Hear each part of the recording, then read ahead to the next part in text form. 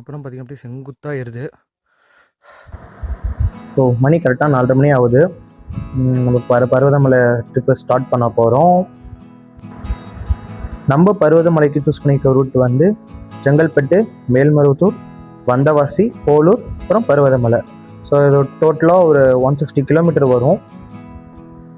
So இந்த 160 கிலோமீட்டரில் ஒரே ஒரு டோல் மட்டும் தான் வருது. நம்மளுக்கு அந்த பர்னூர் டோல் மட்டும் தான் கிராஸ் பண்ணுற மாதிரி இருக்கும். ஸோ 70 ருபீஸ் தான், டோலுக்கு 70 ருபீஸ் தான். ஸோ போகிற ரூட்டு ஃபுல்லாகவே பார்த்தீங்கன்னா ஃபுல்லாகவே 2 வே மட்டும் தான் இருக்கும். ஆனால் ரோடு ஃபுல்லாக சூப்பராக இருக்குது, நல்லா ட்ரைவ் பண்ணலாம். ஒரு வழியாக நம்ம ஒரு பருவதமலைக்கு ரீச் ஆகிட்டோம். ஸோ என்ட்ரன்ஸ் பருவதமலை என்ட்ரன்ஸில் இருக்கும். ஆக்சுவலாக லெஃப்ட் சைடில் கார் பார்க் பண்ணுற மாதிரி இருக்கும். கார் பார்க் பண்ணி நடந்து வர மாதிரி தான் இருக்கும். ஸோ நீங்கள் வெஹிக்கிள் பார்க் பண்ணிவிட்டு அந்த என்ட்ரன்ஸ் வந்தீங்க அப்படின்னா உங்களுக்கு 10 ருபீஸ் சார்ஜஸ் பண்ணுவாங்க.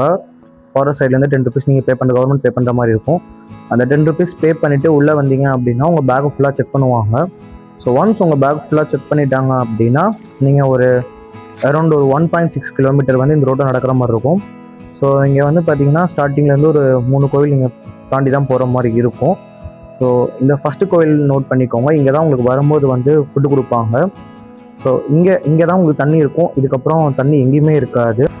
முடிஞ்ச அளவுக்கு பாட்டில் ஃபுல்லாக இங்கேயே ஃபில் பண்ணிக்கோங்க.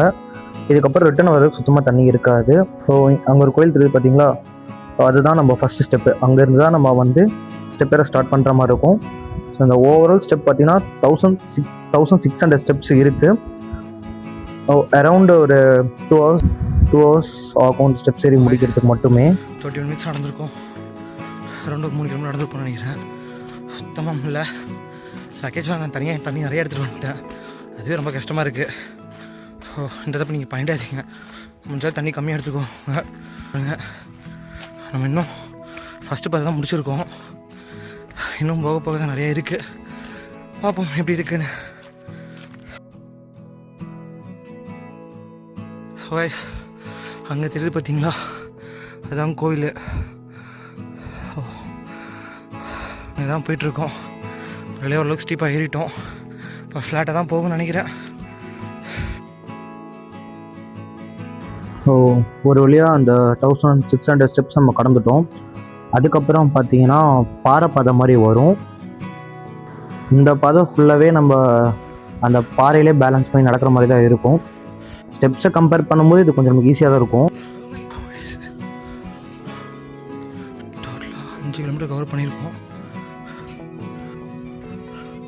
அடுத்த பாதை